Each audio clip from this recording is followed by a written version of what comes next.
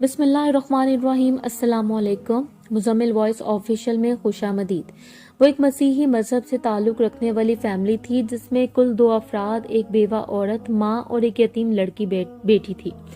انہوں نے ساری زندگی اپنے بازار کے قرب و جوار کی کالونیاں صاف کی تھیں۔ انہوں نے ہمیشہ محنت کر کے کمایا تھا، آج تک کبھی کسی انسان کے سامنے ہاتھ نہیں پھیلایا تھا سوائے ایک انسان، میری ماں کے۔ ماں کا نام زرینہ اور بیٹی کا نام رضوانہ تھا۔ چونکہ وہ میری ماں کے انتہائی قریب تھیں اس لیے میں زرینہ اور زرینہ آنٹی اور رضوانہ کو رضوانہ آپی کہہ کر بلاتا ہوں۔ چند دن پہلے بہت عرصہ بعد میں نے زرینہ آنٹی کو کال کی تھی تاکہ ان کی خیر خیریت پوچھ سکوں۔ میری کال رضوانہ آپی نے اٹینڈ کی تھی اور بہت خوشگوار انداز میں بات چیت جاری تھی۔ اس دوران میں نے رضوانہ آپی سے پوچھا کہ آج میری بہن نے کیا کھایا ہے، تو کچھ دیر کے لیے خاموشی ہو گئی۔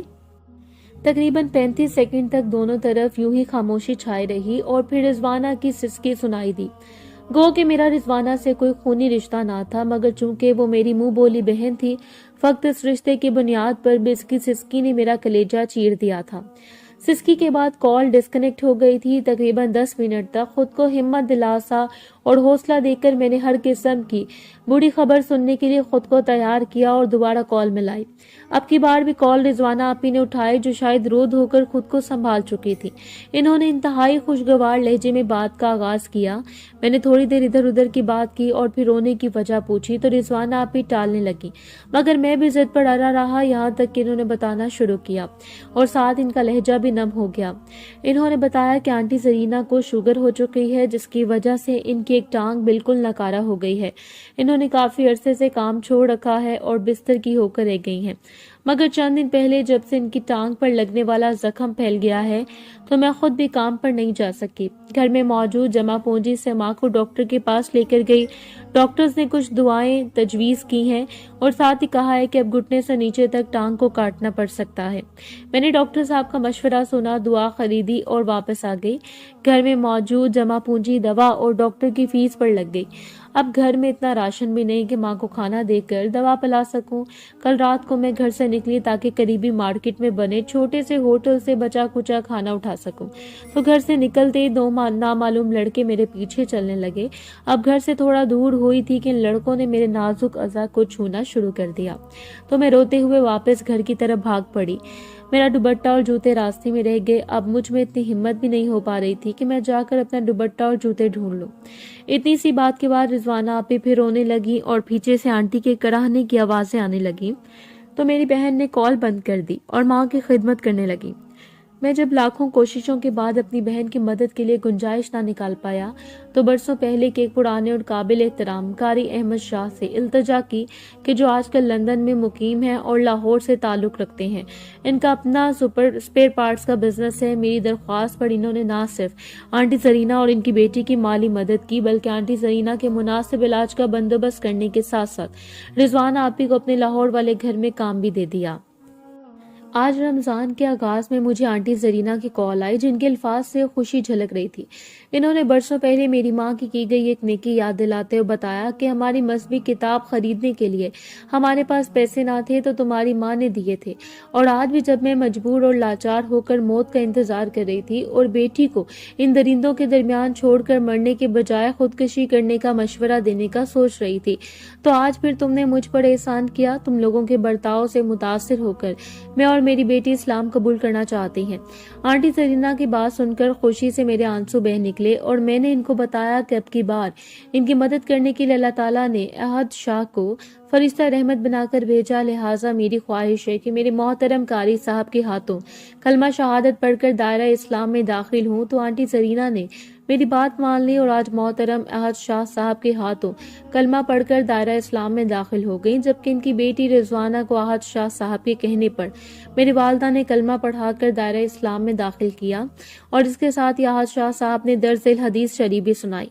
نبی کریم صلی اللہ علیہ وسلم نے مولا علی شیر خدا رضی اللہ تعالیٰ عنہ سے فرمایا، انہیں اہل خیبر کو اسلام کی دعوت دو، انہیں بتلاؤ کہ جو اللہ کے حقوق ان پر لازم ہے۔ اللہ کی قسم ہے علی، اگر تیری وجہ سے ایک آدمی بھی ہدایت پر آ جائے تو تیرے لیے مال غنیمت کے سرخ اونٹوں سے بہتر ہے۔ میں نے اپنی پہلی بیوی کو فقط اس وجہ سے طلاق دے دی تھی کہ اس کے پیٹ میں پلنے والا بچہ لڑکی تھا، اور آج میرے سگے بیٹے نے فقط اس لیے میرے سر پر اینٹ دے ماری کہ میں نے گرمی سے تنگ آ کر سب سے پہلے نمبر پر پنکھے کے سامنے چارپائی ڈال لی تھی۔ میرا نام مدبر خواجہ ہے، میں ضلع سرگودا کے تحصیل بھیرا کے نواحی گاؤں میں رہتا تھا۔ آج کل لاہور کے ایک مینٹل ہاسپٹل میں مقیم ہوں اور انتہائی عبرتناک اور اذیتناک زندگی جی رہا ہوں۔ شاید یہ میرے ظلم کی وجہ سے میرا حال ہوا ہے۔ میری نسبت میرے بچپن میں ہی میری خالہ زاد سحر عقیل سے طے کر دی گئی تھی۔ سحر کی قسمت میں شاید جب تک جینا تھا آزمائشیں لکھی ہوئی تھی، لہٰذا جب وہ 9 سال کی تھی تب اس کے والد کا انتقال ہو گیا۔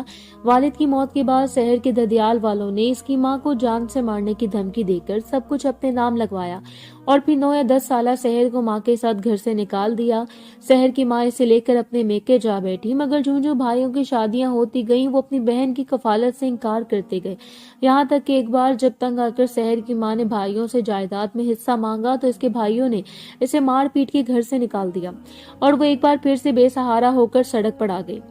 سحر کی ماں نے گاؤں میں کسی کا خالی گھر مانگ کر اس میں رہائش رکھی اور غربت کا یہ عالم تھا کہ بل نہ دے سکنے کی وجہ سے اس نے گیس اور بجلی کی سہولت ہوتے ہوئے بھی استعمال کرنے سے انکار کر دیا۔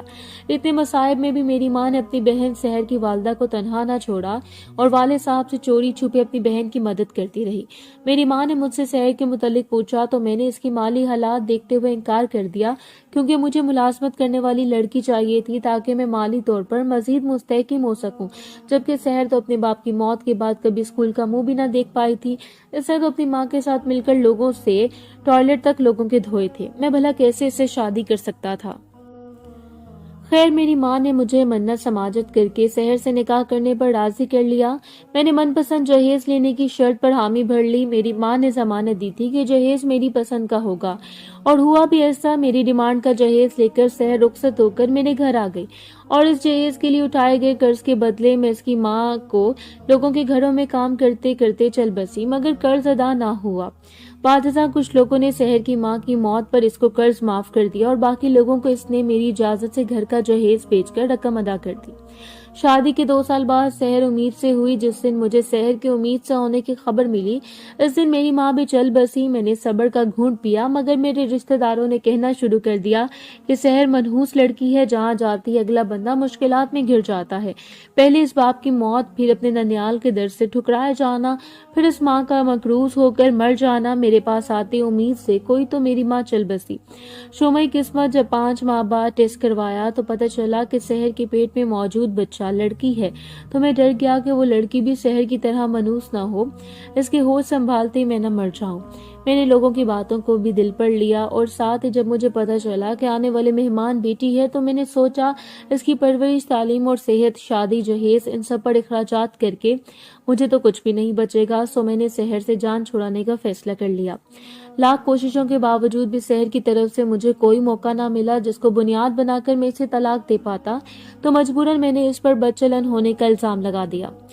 اس کی کوکھ میں موجود بچی کو اپنے خون ماننے سے انکار کر دیا اور اسی بات کو وجہ بنا کر اسے طلاق دے دی۔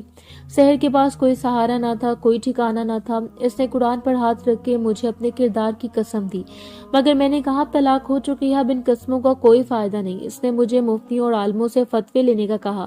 اس نے کہا بچہ پیدا ہونے کے بعد طلاق ہوگی، غرض کہ اس کی طرف سے ہزاروں دلیلیں دی گئی، مگر میں نے تمام تر کو رد کر دیا اور اسے گھر سے نکال کر باہر کیا۔ مجھے یاد ہے سردیوں کی یخ بستہ رات کو 10 بجے اسے میں نے اپنے گھر سے نکالا اور پھر چاہ کر بھی اسے ڈھونڈ نہیں پایا۔ خیر سحر کو طلاق دینے کے بعد میں نے عالیہ نامی لڑکی سے شادی کر لی۔ اس سے شادی کے بعد میرے نصیب جاگنے لگے، میرا کاروبار بھی چمک اٹھا اور اللہ تعالیٰ نے مجھے یکے بعد دیگرے 3 بیٹوں سے نوازا، یہاں تک کہ میرا یقین پختہ ہو گیا کہ سحر واقعی منحوس عورت تھی۔ وہ جس گھر بھی جاتی تھی وہ گھر آزمائشوں کے زد میں آ جاتا تھا۔ میرے بیٹے جوان ہوئے اور میری شدید خواہش کے باوجود بھی کوئی بیٹا میٹرک سے آگے نہ بڑھ سکا۔ اس کے بعد میں نے بیٹوں کو اپنے ساتھ کاروبار میں شامل کر لیا، مگر انہوں نے بجائے میرا بازو بن کر کاروبار آگے بڑھانے کے الٹا پہلے والی کمائی میں سے بھی چوری چھپے رقم چرانا شروع کر دی، یہاں تک کہ میرا کاروبار خسارے میں جانے لگا اور میرے بیٹے جو میری کمائی ہوئی دولت سے رقم چراتے تھے وہ جواری اور نشئی بن گئے، اور میرے بڑے دونوں بیٹوں سے باہر کھیتوں میں تنہا یہاں بیٹھ کر نشے کے ٹیکے لگاتے ہوئے غلاظت کے ڈھیر پر گر کر میرے چھوٹے بیٹے کو جیسے تیسے کر کے میں نے بری صحبت سے نکال لیا. اس کا علاج کروا کے اسے نارمل زندگی میں واپس لایا, اس کی شادی کی اور بچی کچھ رقم سے اسے چھوٹی سی دکان بنا کر دی. میرا بیٹا اس دکان سے رزق کما کر اپنی بیوی بچوں کے ساتھ ساتھ اپنی بیوی کے میکے والوں کا پیٹ بھی بھرتا ہے, اپنے دوستوں عزیزوں کی دعوتیں بھی کرتا, مگر جب مجھے 3 وقت روٹی دینے کی باری آتی تو میری ذاتی سے بوجھ لگنے لگتی. میرے قریب سے گزرتے ہوئے کہتا ہے پتہ نہیں یہ بڈھا کب مرے گا اور گھر کا خرچ کب کم ہوگا, جبکہ میری بہو مجھے ایسی روٹی ڈالتی ہے جیسے گلی کے بیرون دروازے کی دہلیز پر آئے کتے کے آگے روٹی ڈالی ہو. عمر زیادہ ہو جانے کی وجہ سے اگر کپڑوں پر کہیں غلاظت وغیرہ لگ جائے تو میری بہو میرے کپڑے دھونے سے انکار کر دیتی ہے. اب تو اکثر اوقات میں اپنے کپڑے خود ہی دھو لیتا ہوں. گاؤں کے لوگ جو پہلے شہر کو منحوس کہتے تھے آج وہی لوگ مجھے ظالم کہتے ہوئے اپنے بچوں کو عبرت دلانے کی خاطر میری کہانی سناتے ہیں. چند دن پہلے کی بات ہے, گرمی شدید تھی, میرا دل گھبرا رہا تھا. میں نے اپنی چارپائی فرش پنکھے کے آگے ڈالی اور سو گیا. جب رات کو میرا بیٹا دکان بند کر کے گھر کو لوٹا تو میری بہو نے اسے کہا کہ بڈھا بچوں سے ضد لگا کر پہلے چارپائی پر سو گیا اور جان بوجھ کر ٹانگ پر ٹانگ رکھ لی ہے تاکہ ہمارے بچوں اور مجھ تک ہوا نہ پہنچ سکے. میرے بیٹے نے اپنی بیوی کی بات سنتے ہی بنا تحقیق کے آؤ دیکھا نہ تاؤ میرے سر میں اینٹ دے ماری. سر میں اینٹ کی ضرب اتنی زور سے لگی کہ میرا دماغ تک ہل کر رہ گیا. میری چیخوں پکار سن کر گاؤں کے کچھ رحم دل لوگوں نے مجھے اٹھا کر ہسپتال پہنچایا, جہاں ڈاکٹرز نے میری پٹی کر دی, مگر کچھ ٹائم کے لیے میں ہوش و حواس سے بیگانہ ہو جاتا ہوں. تب میں خود یا قریبی لوگوں کو نقصان پہنچانے لگتا ہوں, جس کی وجہ سے ڈاکٹرز نے مجھے لاہور کے اس مینٹل ہاسپٹل میں منتقل کر دیا. اب میرا یہ مستقل ٹھکانہ ہے. یہاں مجھے کچھ اس انداز سے باندھ کر رکھا جاتا ہے کہ میں چاہ کر بھی خود کو یا کسی دوسرے کو نقصان نہیں پہنچا سکتا. میں جب ہوش و حواس میں ہوتا ہوں تو سوچتا ہوں کہ شاید اگر سحر اور اس کے پیٹ میں موجود میری بچی میری زندگی میں ہوتی تو آج میں اس مقام پر نہ ہوتا, مگر میں لاکھ کوششوں کے باوجود بھی ان کا سراغ نہیں لگا پایا. میں یہاں اپنے کیے کی سزا بھگت رہا ہوں.